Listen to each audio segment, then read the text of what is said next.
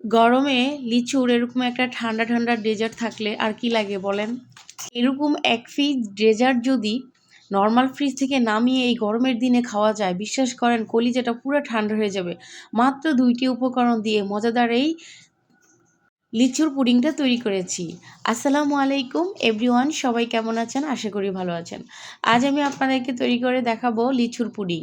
লিচু কিন্তু প্রায় অলরেডি বাজারে চলে এসেছে। এখন প্রথম যে লিচুগুলো বের হয় সেগুলো অনেকটাই টক থাকে, যার কারণে আমার বাসায় লিচু এনেছিল। আমি ভাবলাম লিচুগুলো যেহেতু একটু টক, আজ আমি পুডিং তৈরি করে ফেলি। গরমের দিনে খেতে কিন্তু দারুণ লাগবে। তো আমি সবগুলো লিচু এখানে নিয়ে নিয়েছি, প্রায় ১০০টার মতো লিচু আছে। সবগুলো লিচি আমি ছিলে নিব এভাবে করে। লিচুগুলোর খোসা ছাড়িয়ে আমি আলাদা করে নিব। দেখেন কিভাবে করে নিচ্ছি, আর সম্পূর্ণ ভিডিওটা দেখেন। আমি কিন্তু খুব সহজে রেসিপিগুলো আপনাদের সাথে শেয়ার করে থাকি। আমার প্রতিটা রেসিপিতে আপনারা কম উপকরণ, কম মশলায় এই ধরনের ভিডিওগুলো আপনারা পেয়ে যাবেন ইনশাল্লাহ। খুব সহজে মাত্র ৭ থেকে ৮ মিনিট খরচ করে এই পুডিংটা আমি তৈরি করেছি। আপনারা দেখেন, ইনশাল্লাহ আপনারাও বানাতে পারবেন। আমি লিচুগুলোর খোসা ছাড়িয়ে নিয়েছি। এখন এখান থেকে আমি কিছুটা লিচু আলাদা করে নিব। এভাবে করে ছুরি দিয়ে পিস পিস করে আলাদা করে নিব।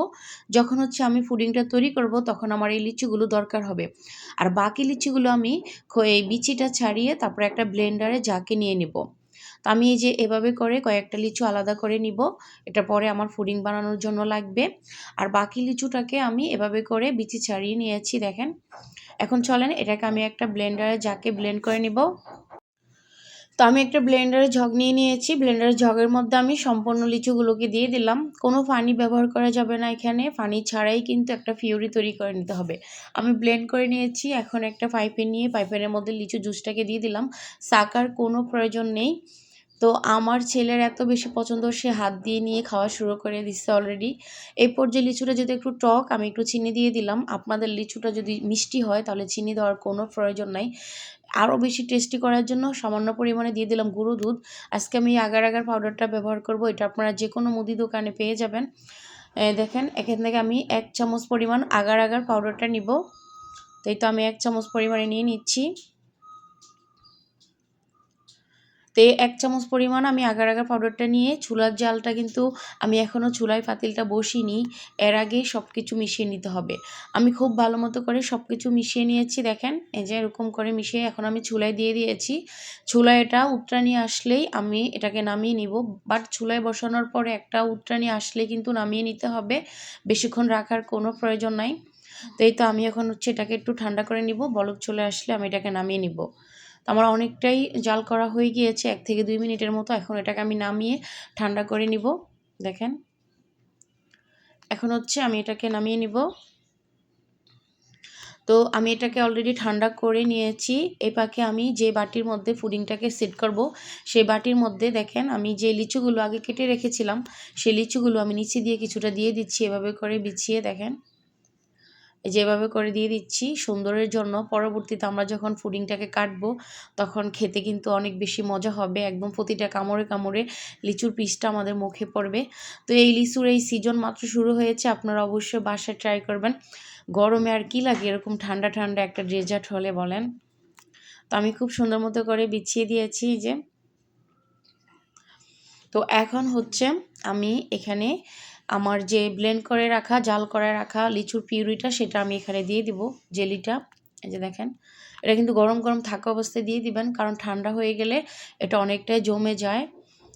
এই যে আমি পুরোটাই দিয়ে দিলাম। এখন উপর দিয়ে আমি আরও কিছু লিচু দিয়ে দিচ্ছি। দেখেন এভাবে করে খুব ভালো মতো করে একটা কিছু দিয়ে মিশিয়ে দিব। তো আমার দেখেন খুব সুন্দর মতো করে মিশিয়ে দিয়েছি। মিশানোটা হয়ে গেছে। এখন আমি এটাকে ১ ঘন্টার জন্য ঠান্ডা করে নর্মাল ফ্রিজে রেখে দিব। তাহলে সুন্দর একটা পুডিং তৈরি হয়ে যাবে। ফিরে আসছি ১ ঘন্টা পর। ১ ঘন্টা পরে দেখেন আমার পুডিংটা খুব সুন্দর মতো করে সেট হয়ে গিয়েছে। দেখেন মাশাআল্লাহ খুব ভালো মতো করে জমেছে। আপনারা যদি খুব ভালো মতো করে বানাতে পারেন তাহলে পুডিংটা এমনিতেই জমে যাবে। দেখেন খুব সুন্দর মতো করে হয়ে গেছে। দেখেন কোনো নড়াচড়া পড়তেছে না। এখন আমি এটাকে নামিয়ে আপনাদেরকে দেখাবো। তার জন্য একটা ছুরি নিয়েছি। ছুরির চারপাশে এভাবে করে ছাড়িয়ে নিচ্ছি। দেখেন এভাবে করে। তো এখন একটা প্লেট নিব। প্লেটের উপরে এভাবে উবুত করে ধরে আমি পুডিংটাকে ছাড়িয়ে নিচ্ছি। দেখেন আপনারা কে কে লিচুর পুডিং তৈরি করেছেন, খেয়েছেন কমেন্টস করে জানাবেন। যারা খাননি অবশ্যই তৈরি করে খাবেন। রেসিপিটা ফুল দেখবেন, ভালো লাগলে একটা কমেন্ট করবেন, শেয়ার করে দিবেন, সাবস্ক্রাইব করে পাশে থেকে বেল আইকন বাজিয়ে দিবেন। নতুন নতুন সুন্দর সুন্দর ভিডিও পেতে আপনারা আমাকে উৎসাহিত করবেন। আপনাদের একটা লাইক কমেন্ট শেয়ারেই কিন্তু আমাকে আগামী দিনের ভিডিওটা বানাতে উৎসাহিত করবে। দেখেন পুডিংটা কত সুন্দর মতো হয়ে গেছে, আর কি ভারী একটা পুডিং হয়েছে মাশাআল্লাহ। কি সুন্দর একটা লিচুর স্মেল বের হয়েছে, আলহামদুলিল্লাহ। আপনারা অবশ্যই তৈরি করে খাবেন।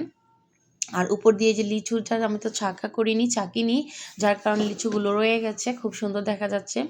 এখন চলেন আমি এটাকে কেটে আপনাদের সামনে পরিবেশন করে দেখাচ্ছি যে আসলে এটা কতটা সুন্দর এবং কতটা পারফেক্ট হয়েছে। দেখেন, আপনারা যদি রেসিপিটা ফুল দেখেন আপনারাও এই ধরনের একটা পুডিং তৈরি করে নিতে পারবেন। তো আমি একটু ছুরি দিয়ে কেটে নিচ্ছি। দেখেন তো কি সুন্দর দেখা যাচ্ছে।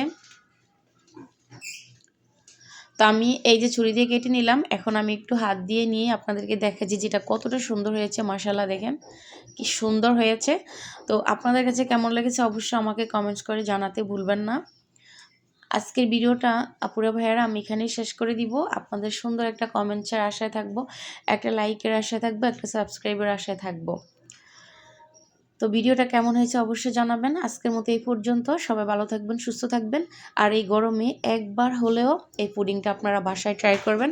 আশা করি এর স্বাদ আপনারা কোনোদিনও ভুলতে পারবেন না। আর যতদিন লিচুর সিজন থাকবে আপনারা ততদিনই এই পুডিং বানাতে বাধ্য হবেন, কারণ এটা এতটাই মজার। আর বাচ্চাদের তো অনেক বেশি পছন্দের, বলার বাইরে।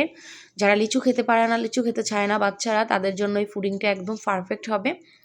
ওদের জন্য পুডিংটা বানিয়ে নর্মাল ফ্রিজে রেখে দিবেন, ওরা খুব মজা করেই খাবে। সে পর্যন্ত আল্লাহ হাফেজ, দেখা হবে আগামী দিনের একটা ভিডিওতে। আসসালামু আলাইকুম।